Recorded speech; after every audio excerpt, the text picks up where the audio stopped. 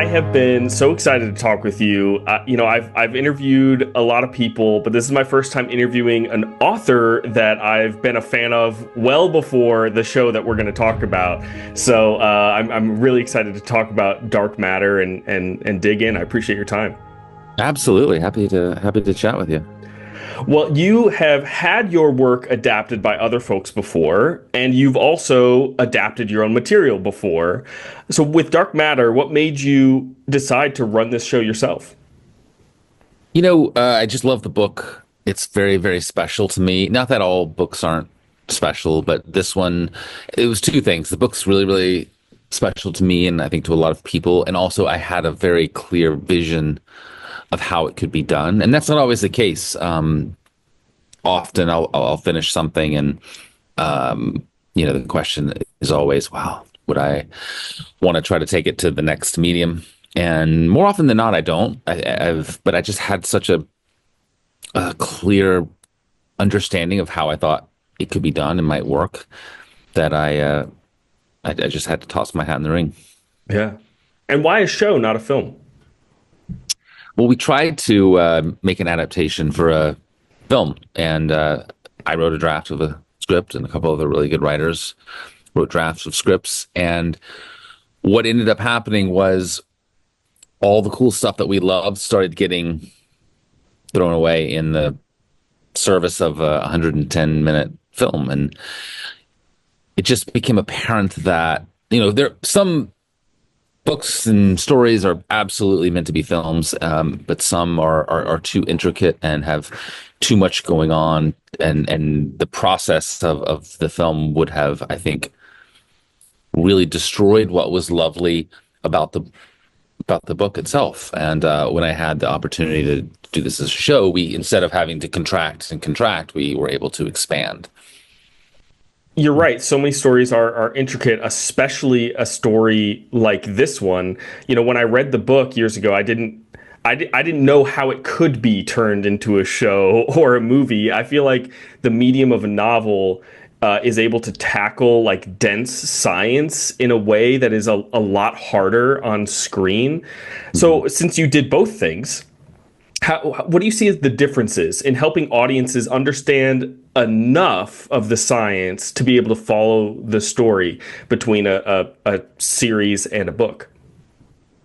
I mean, the goal is the same for the audience to have the information they need to enjoy the story and not feel too lost. I think for sure you get a little more leeway in a book to go deep into the explanation. It's one of the beautiful things about novels that you can move around in time and characters' heads pop out of their heads. You just have a lot more flexibility in the storytelling, whereas in a show or a film, you need to be concise in the way that you're presenting the sort of the vegetables so that people can enjoy the desserts of the show.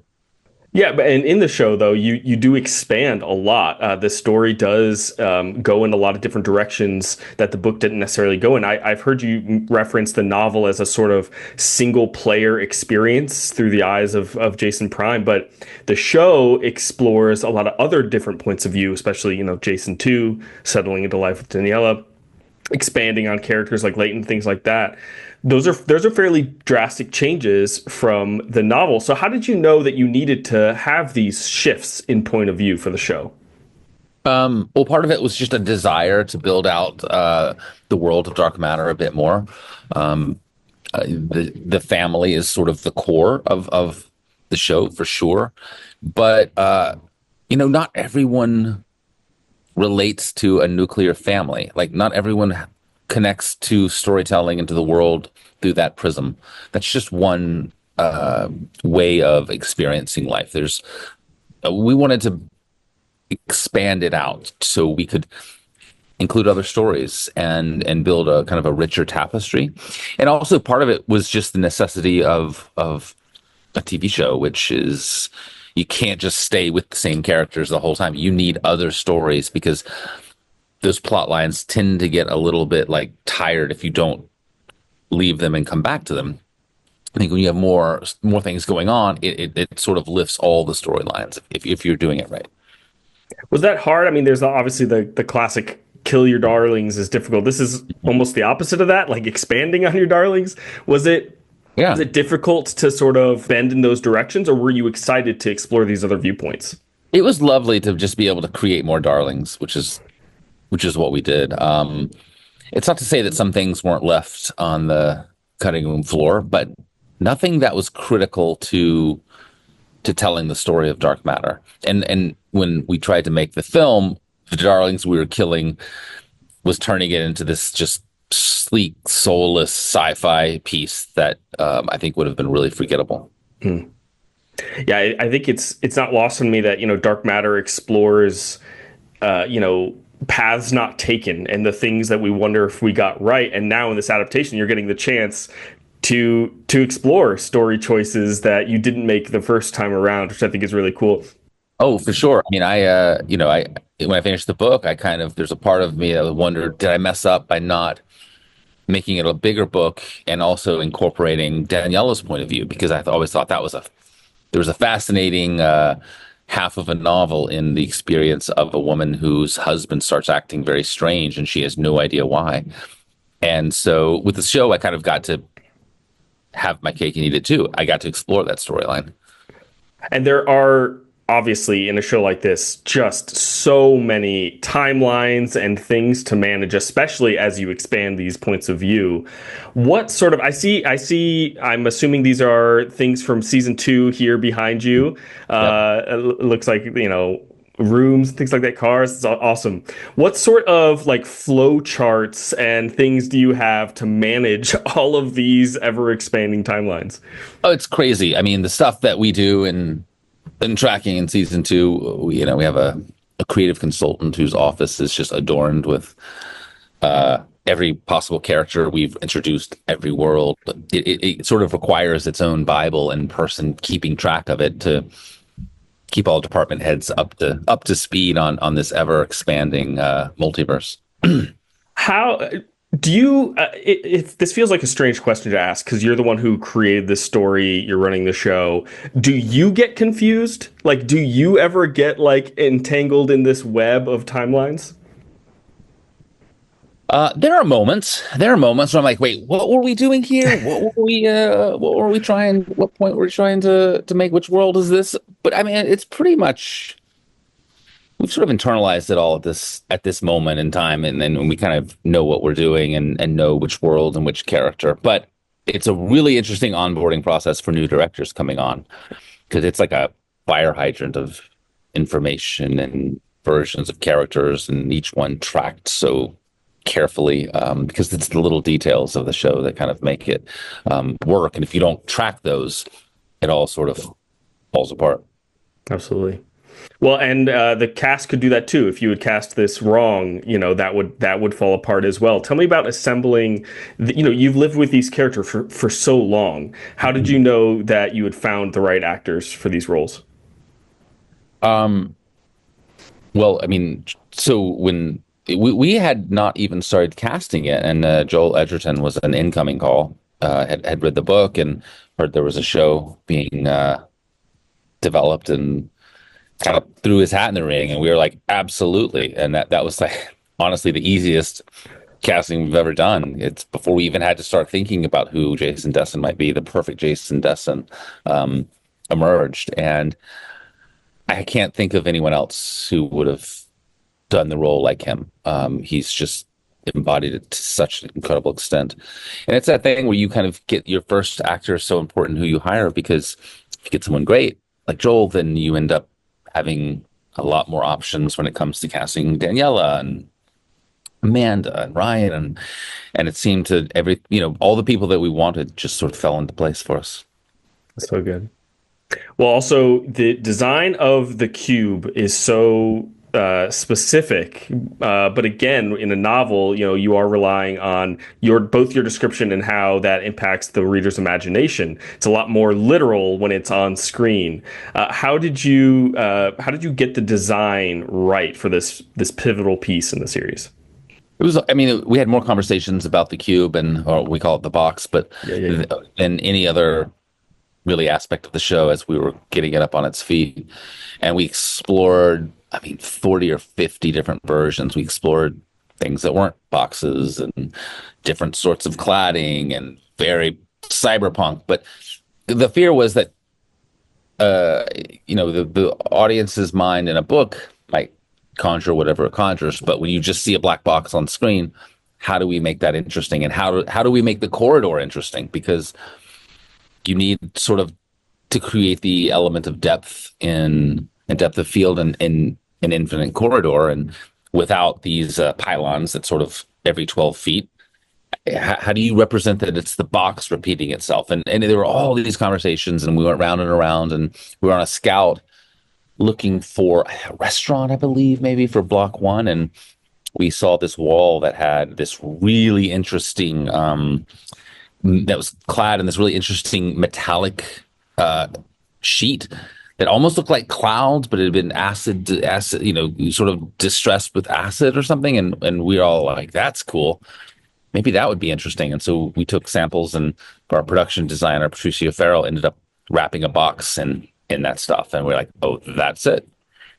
Well, how early on did you start exploring a season two with a story this complex that doesn't seem like something you can just tack on after the fact?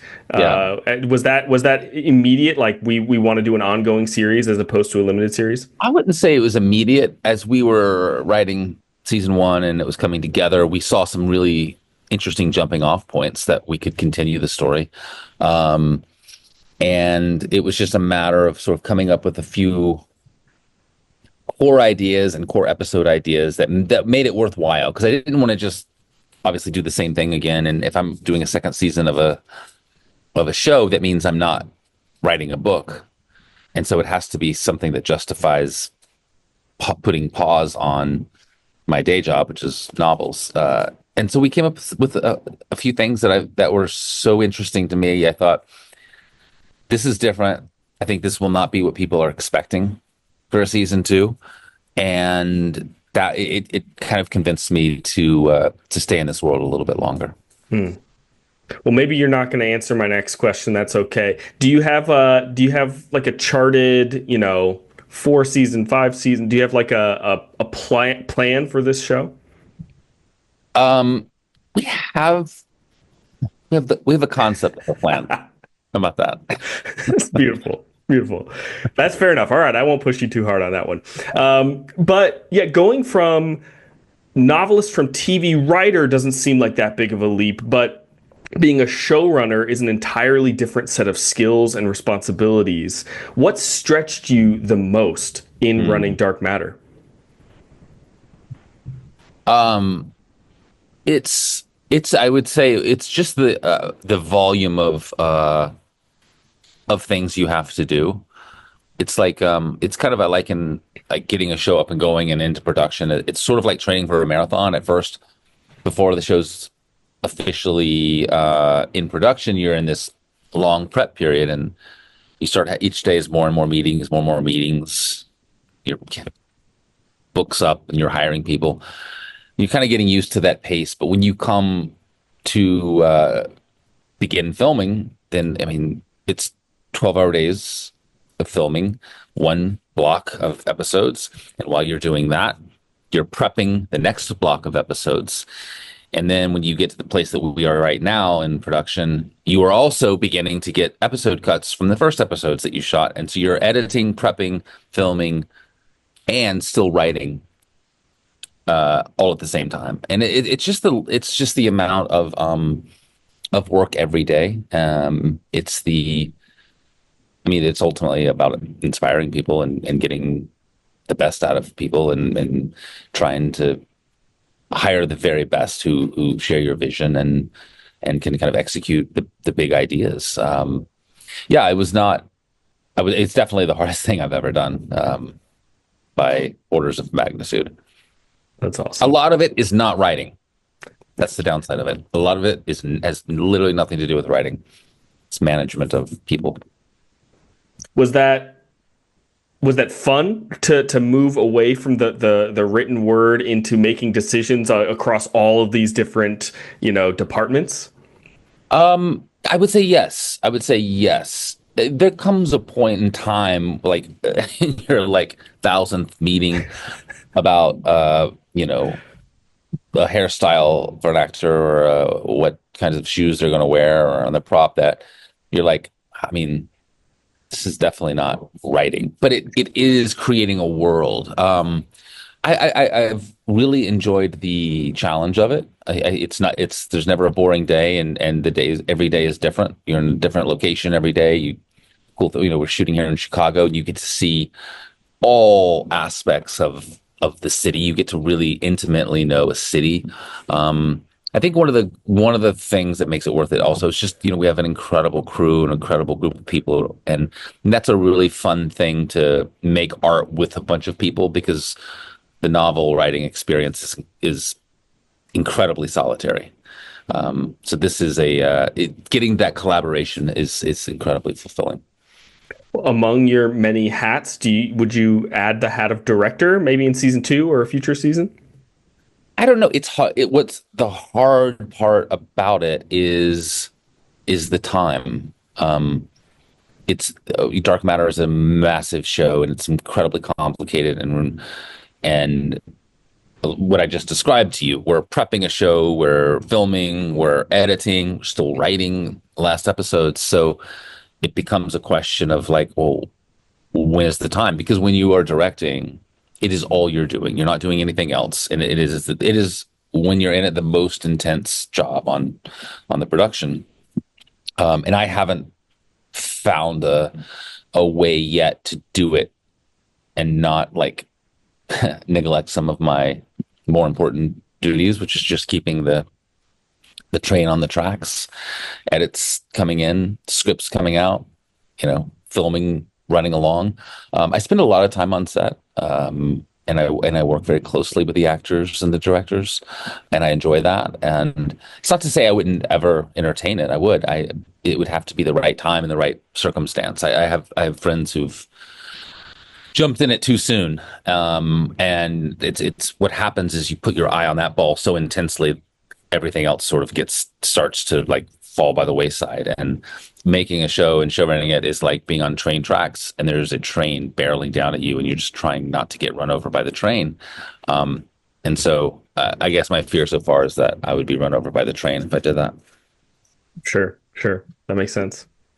Well, you referenced it earlier. I mean, a season two means more time away from novels, and I am excited for both season two as well as whenever your next novel comes. Selfishly, I love your work.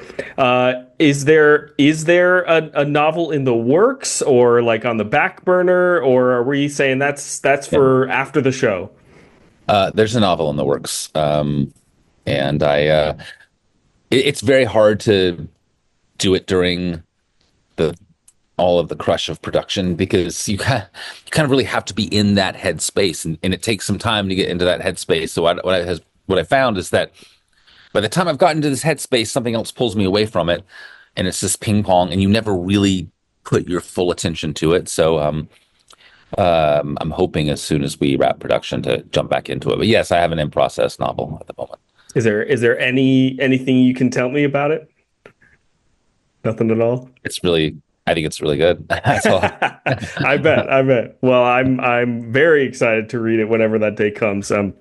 Really love your work. Well, I interview TV and film people all the time. It is, like I said, it's rare for me to interview an author. And so, because I don't get that chance often, I wanted to ask you a question. People often debate whether you should read a book before or after watching the movie or its TV show adaptation. So, as someone who's done both, where do you land? Should you read the book first, watch the movie first, or does it not matter? I mean, it depends, right? Like if is the I mean, if the adaptation isn't good, then maybe you don't even ever watch it. Um, that's a hard one. I mean, for Dark Matter, I would always say read the book first because I think you read the book, you get the sense of what it is, but then the show hopefully just explodes a lot of expectations and shows a lot of new corners and alleyways that were never in the book. So I think I think it'd be very odd to watch the show first and then go back and read the book, because I think the book it's a very different beast. I think the book feels faster and leaner and much more contained in some ways. And I think that it would be a process of watching the full, like, of eating a gigantic meal and then going to like a smaller version of that meal. I'd always rather scale up. Sure, sure. Yeah, I think it's interesting because I think movie adaptations often scale it down, so where the book is a lot bigger. So I think you're right, though. Dark Matter is interesting in that regard, that it expands. Well, Blake, I appreciate your time so much. Like I said, I'm such a big fan of your work. I love the show. I love your books, and I can't wait for the next of both. Daniel, man, really appreciate it. So fun to chat with you. Absolutely. Best of luck on season 2. Thanks, man. Take care.